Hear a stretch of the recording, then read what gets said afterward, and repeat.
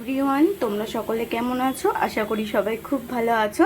তো আজকে আমি আবার একটা রান্নার ভিডিও নিয়ে চলে এসেছি। আজকে আমি তোমাদের রান্না করে দেখাবো আমুদি মাছের ঝাল। ফার্স্টেই আমি আমুদি মাছগুলোকে ভেজে নেব। পাচ্ছ, আমুদি মাছগুলো আমি ভেজে নিচ্ছি, বেশি কড়া কড়া করে ভাজবো না। এখানে আমাদের আমুদি মাছটা ভাজা হয়ে গেছে। ফার্স্টেই আমরা মাছ ভাজার তেলটাতেই দিয়ে নিচ্ছি একটু কালো জিরে, তারপরে আমরা কাঁচা লঙ্কা দিয়ে দেবো 3-4টে। এটাকে অল্প আমরা নাড়িয়ে চাড়িয়ে ভেজে নেব। তারপরেই আমরা দিয়ে নিচ্ছি একটু রসুন কুচি, 3-4 কোয়া রসুন কুচি। রসুন কুচি দেওয়ার পর আমরা দিয়ে নেব পেঁয়াজ কুচি। এরপরেই আমরা দিয়ে নেব টমেটো কুচি। একটা টমেটোকে আমরা ফালি করে দিয়ে নিচ্ছি। তারপরেই আমরা দিয়ে নেব সামান্য পরিমাণের চিনি। এরপরে দেব হলুদ গুঁড়ো।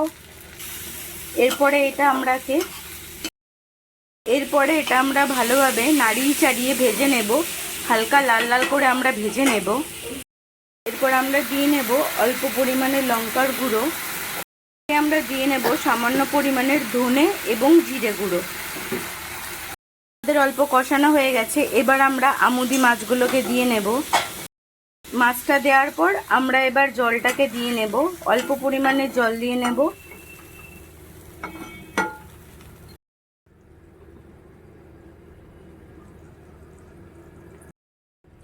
এরপরেই আমরা শেষে অল্প নুন দিয়ে নিচ্ছি, কারণ আমুদি মাছেই অলরেডি নুন থাকে।